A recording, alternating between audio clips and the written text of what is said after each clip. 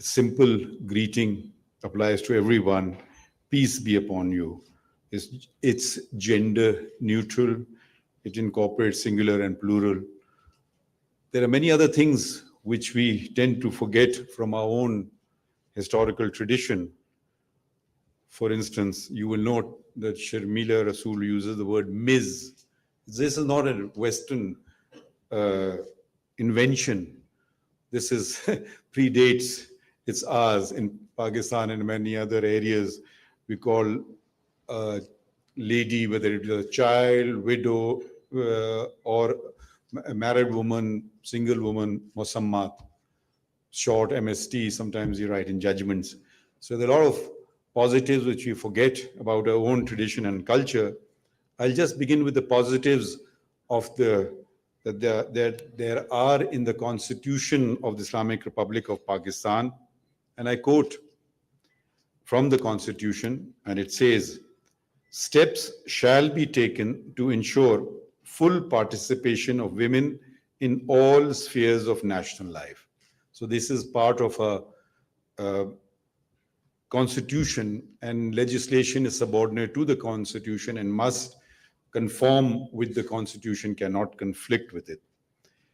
There is another fundamental right which can be categorized as affirmative action. That's in Article 25, which says that making any special provision for protection of women. So you can introduce special laws for women's specific, and there are such laws. For instance, in jobs, in government jobs or public sector jobs, you can fix a certain percentage that for women. The same applies in admission to universities, and we have such laws as well. Actually, the men of Pakistan are now complaining that because the women come on the merit seat and they also come on the reserve seats, and invariably they're doing better than the men in educational institutions. It doesn't mean that they cannot come on the merit seats, but there's also a percentage reserved for them, for women, specifically for them. There's also an interesting concept which does not exist in many countries of the world, and that is reserved seats in the National Assembly for women. These are not, it does not mean that only women can come on these seats. Women can be elected on the general seats in the National Assembly. So that is gender neutral. You can be man or woman to contest that election. But then you have certain reserved seats, which is an indirect form of elections through proportional representation. And in the National Assembly, there are 60 such seats, which constitutes about 18%. And the same is reflected. Pakistan is a federation comprising of provinces, and the same is reflected in the 4 provinces. The reserve seat percentage is roughly 22% of the total seats. There are other specific provisions in the constitutions regarding inclusivity and protection. And I quote again from the Constitution, the state shall protect the marriage, the family, the mother, and the child. This is a constitutional provision. Another one is a fundamental right, is free and compulsory education to all children of the age of 5 to 16 years. As you know, one of the attacks is on women receiving education, and this happens in Pakistan as well as across the border, and it is considered as if the women or girls are not supposed to be educated. It's a fundamental right in our constitution. It's a right which the Almighty not only makes us obligatory on Pakistan being an Islamic Republic. I do quote from the Holy Quran that the first word, the first revelation came in the form of a directive from the up high, and it was Iqra, read. There is no argument here. It's gender inclusive. It applies to everybody. So there's a great tradition of knowledge. I mean, without that is the very first. I mean, it could have been a number of other directives coming from up high, but the word that was chosen by the Almighty. We believe that the words in the Holy Quran are the words of the Almighty, was to read. And it goes on, the same revelation goes on about the qalam, the pen teaching. So it's all interconnected. That's the first revelation. Having said that, we have, sadly, when we look across the Muslim world, we have forgotten all of our collective history, a history, a religion without which, without the role of women, there would be no religion. The Prophet Muhammad, peace and blessings be upon him, the first revelation that he received, he literally ran to his wife, and she was so scared and terrified, and she comforted him. We Muslims, it's a pillar of our faith to Hajj once in a lifetime.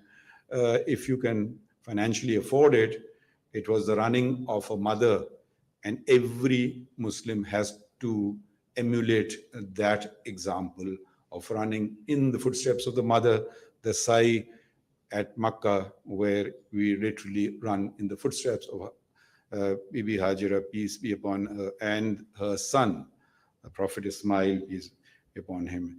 So these are traditions which we have forgotten. Maryam is the most revered of women, named more so than in the Bible. Chapter of the Quran is named after her.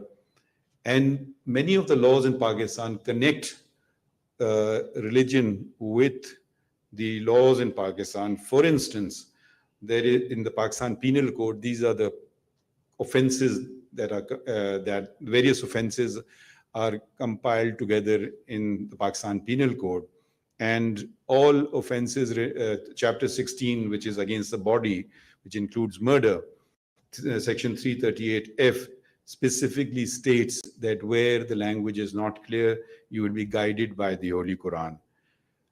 I said I'll mention the negatives. A negative is what in the West has come to be known as honor killings. Yes, they do take place. Unfortunately, the word honor has been, the word that is used here is ghairat, which has been mistranslated to honor. Actually, it comes closer to arrogance. And arrogance is takabbur. And takabbur is a sin in Islam. Hell, and I quote from the Holy Quran, hell is the abode of the arrogant. This is chapter 16, verse 29, and again on chapter 39, verse 72. So there is this great tradition. We can easily learn from this tradition, and all the more so when it advances inclusivity, when it advances justice for all. There is, for instance, honor killing cases we come across, but there's another concept of a law which does not exist in any, I have to be careful with language nowadays, with Western countries, for want of a better phrase, let's put it this way. If you impute the character of a woman, insinuate something immoral about her, in Islam, it is a criminal offense. It's called Qazf. And it has also been incorporated into the law of Pakistan, a law, sadly, which is rarely, if ever, applied. And it's in two laws, actually. It's the Qazf specific law, which mandate a punishment, which is the punishment in the Holy Quran of 80 lashes, and also in section 496 of the Pakistan Penal Code, prescribing a punishment of 5 years. Sadly, this is, if I've never come across it being really implemented. So, but we have the opposite thing of adultery, for which that is a completely, it is not only morally wrong, legally wrong, it is also purely, from a purely theological Islamic point of view, it is prohibited, because a punishment for that has been prescribed in the Holy Quran, and you cannot exceed a punishment that has been prescribed, and which is not the punishment of death, which honor killings which they falsely call or honor killings, attract here. The other aspect here is that that for the punishment of adultery, the test is so severe, it is almost impossible. Whether loose charge is made against a woman and she's done to death, but if you actually apply the law, which is getting 4 adult witnesses to have seen the act, and if you fail, you get punished for qazf. So irrespective, so it's almost an impossible test to meet, but sadly, honor killings do take place. How do the courts come in? How can they nudge things one way or the other? There is a provision in the Constitution, not in the Constitution, in a law of evidence, Article 122. And the article, if I will, you'll understand what I mean after I've read it. Usually the burden of proof in every criminal trial is upon the prosecution, that's a given. And it has to be proven beyond reasonable doubt. What happens here, it's also connected with honor killings, or killings in the house. I don't know how she died. She is got a bullet wound in her thing, and who are the witnesses? There are no witnesses. All the witnesses are complicit. So the Article 122, when any fact is especially within the knowledge of any person, the burden of proving that fact is upon him. So in a way, the burden of proof shifts. This has been interpreted by the Supreme Court. I cited other precedents also, but the point was really made. And I just read a bit from that judgment, that with regard to vulnerable members of society, such as children, women, and the infirm, who are living with the accused or were last in his company, the accused ought to offer some explanation of what happened to them. If instead he remains silent or offers a false explanation, he casts a shadow upon himself.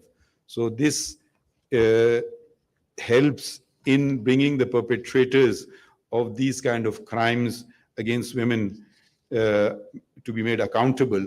So this is how criminal law judges can interpret existing legislation to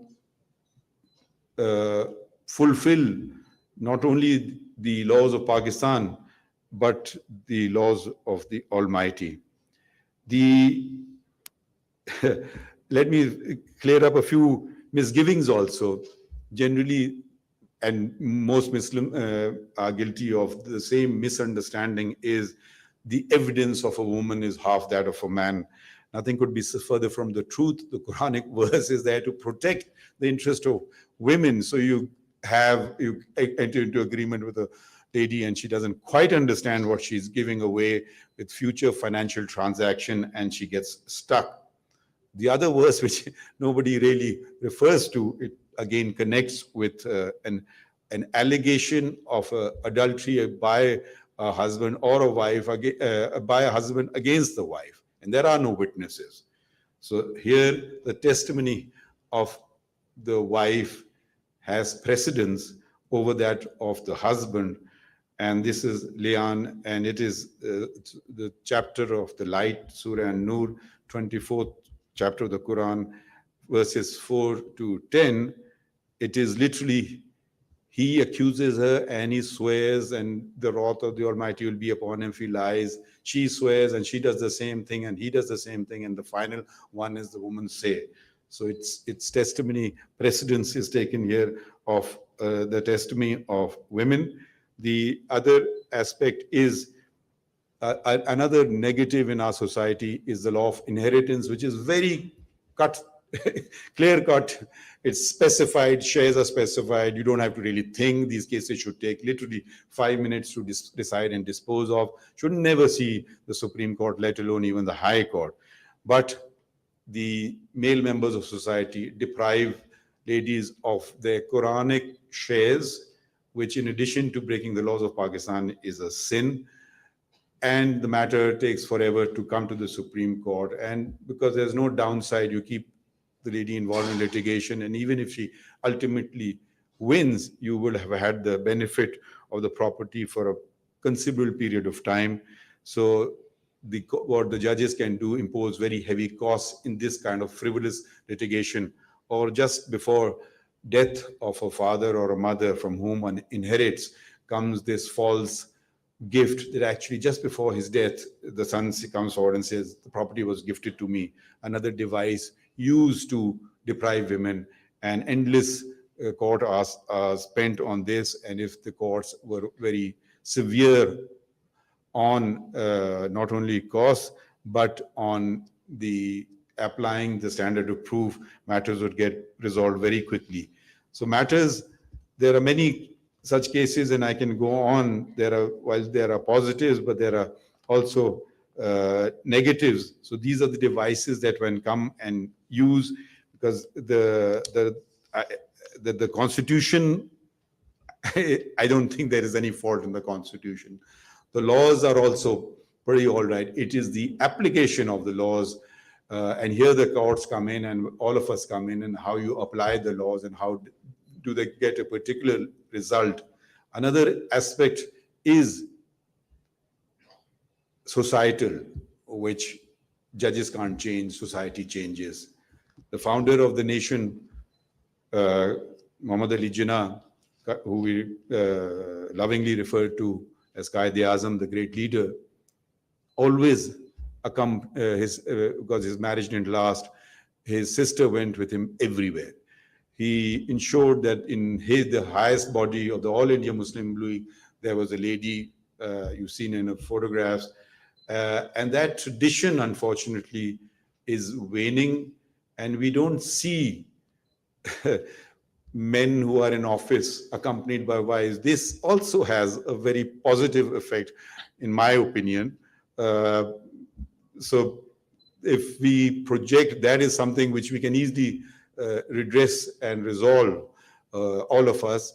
And so I will just conclude by clarifying that I've given a lot of thanks, but the actual person who deserves the thanks is Justice Mansoor Ali Shah, who has not only made this possible, who has also not made this possible, but is in charge of the Federal Judicial Academy, and from a more or less dormant organization has brought it to life. Thank you very much.